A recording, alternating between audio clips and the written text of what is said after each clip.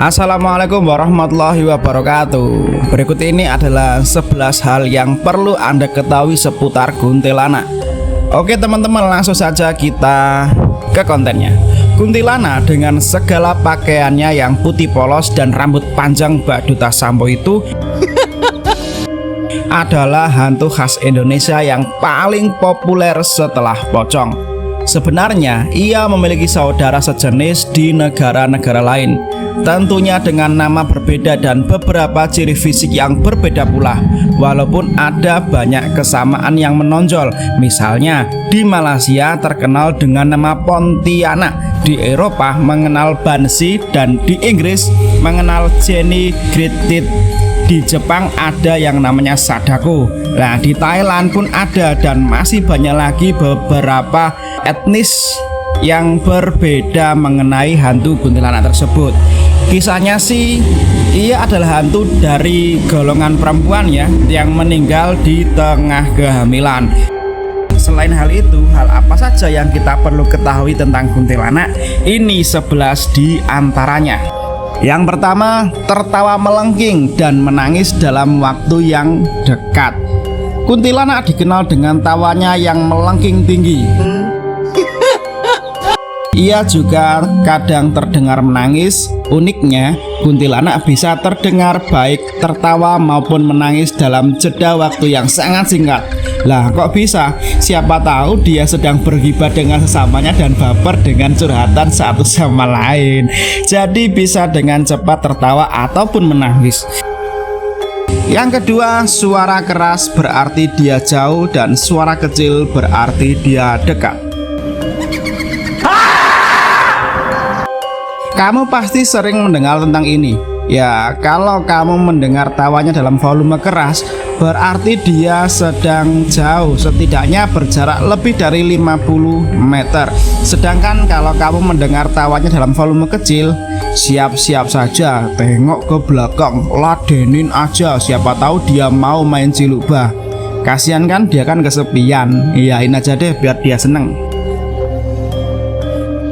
Yang ketiga, berpindah tempat dengan tiba-tiba.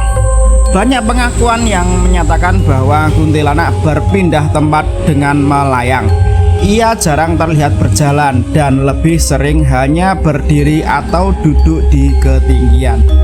Namun ada beberapa saksi yang mengatakan bahwa ia juga bisa berpindah tempat dengan tiba-tiba. Kurang lebih seperti kita lah ya, jalan-jalan, merangkak atau berlari kan ya, tergantung situasi. Yang jelas, dengan sudah tahu begini, nggak usah menantang kuntilanak untuk sprint lah. Jelas kalah kalian. Kalau sampai ia berlari, apalagi sampai mengangkat truk dan bawa high heels, itu bukan kuntilanak, tapi orang yang sedang dikejar Satpol PP. Yang keempat, suka puing-puing bangunan atau bangunan yang masih setengah jadi. Selain puing-puing bangunan atau bangunan yang masih setengah jadi, kuntilanak suka tempat terbengkalai yang sepi seperti bekas gedung kuno, rumah sakit, sekolah, gedung dengan berbagai tragedi, perkantoran dan aula, terutama di bagian lorong, pojok ruangan atau tangga besar. Untuk memanggilnya, beberapa orang menggunakan lagu Lingsir Wengi. Ingat loh ya, lagu Lingsir Wengi bukan lagu Despacito. Kalau lagu Despacito ya bukan kuntilanak namanya. Yang kelima, sering bertempat di muara sungai atau pinggiran danau ataupun kolam. Tempat berkeliaran kuntilanak nggak jauh beda dengan pocong. Bedanya pocong lebih suka pinggiran sungai yang kotor, sedangkan kuntilanak nggak pandang bersih ataupun kotor. Wah, ini kayaknya kuntilanak penikmat alam yang asri, suka merenung damai sambil mendengarkan gemericik air. Pantas hidupnya positif banget, doyan ketawa cekikian.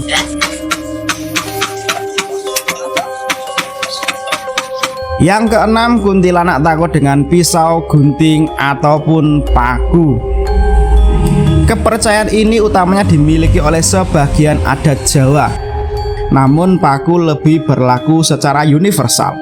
Banyak yang mengatakan bahwa paku mampu menahan kuntilanak dan mengganggu jika ditusuk di bagian ubun-ubunnya.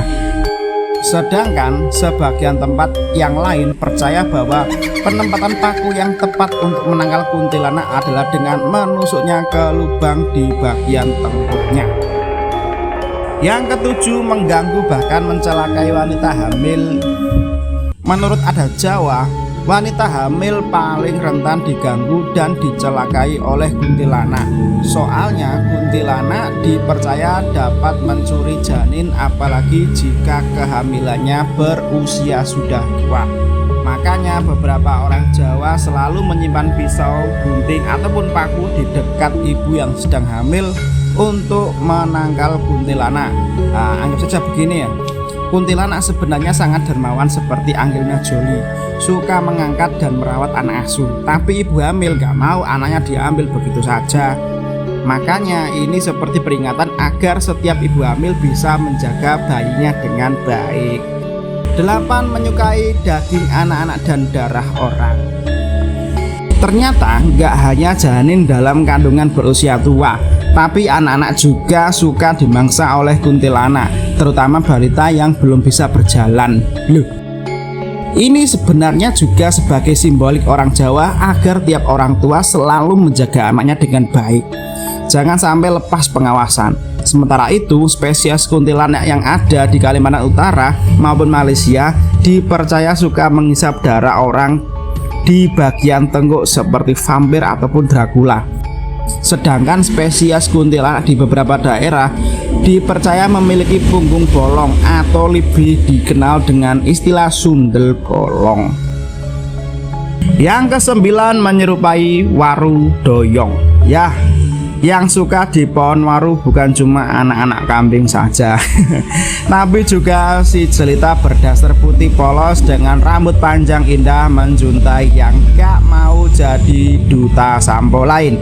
Bedanya kuntilanak lebih memilih pohon waru yang miring atau dalam istilah Jawa disebut dengan waru doyong. Kenapa? Sepertinya sih karena kemiringan itu yang jadi lebih enak untuk dibuat duduk. Inilah yang menyebabkan kebanyakan orang di Jawa langsung menebang pohon waru yang tumbuh miring. Jadi jangan suka duduk di batang pohon waru yang miring ya, kecuali kamu memang mau melihat langit berbintang bareng si Mbak Hobi cekikian ini. Siapa tahu dibagi sate 200 tuh sama dia, lumayan kan ya. 10. Saat mereka dekat akan tercium aroma aneh. Kemunculan kuntilanak sering disertai bau aneh. Baunya kadang terasa seperti bunga kamboja, kadang juga seperti bau bangkai yang busuk. Gak ada penjelasan pasti bau ini itu menggambarkan kondisi sedang apa dia ya. Tapi yang pasti kalau bau itu tiba-tiba, siap-siap dan berdoa saja. Lumayan kan ada bau aneh, kamu jadi lebih mendekatkan diri pada Tuhan. Itu kan kuntilanak bisa membuatmu bertobat. Yang ke-11 dan yang terakhir, kuntilanak juga suka pada manusia lain. Tahukah kamu, ternyata kuntilanak juga bisa punya perasaan suka pada manusia loh. Pastinya yang pria ya. Kalau kuntilanak tertarik pada seorang pria, kuntilanak tersebut akan selalu datang tiap malam menemani dan mengelus-elus rambut pria tersebut hingga tertidur. Bagi kamu yang pria, tuh kan, siapa bilang kamu jomblo jarang dibelai? Bagaimana? Sudah cukup mengenal si Mbak Duta Sampo Alam Gaib ini kan? Kalau mbak-mbak rambut panjang pakai daster putih polos di jalan, jangan sembarangan disapa ya. Iya, kalau itu kuntilanak, kamu bisa tangkal dengan doa. Tapi kalau ternyata itu waria dan ia baper karena kamu goda, waduh, bisa panjang ceritanya. Oke, thanks. Kita ketemu lagi di konten selanjutnya ya. Assalamualaikum warahmatullahi wabarakatuh.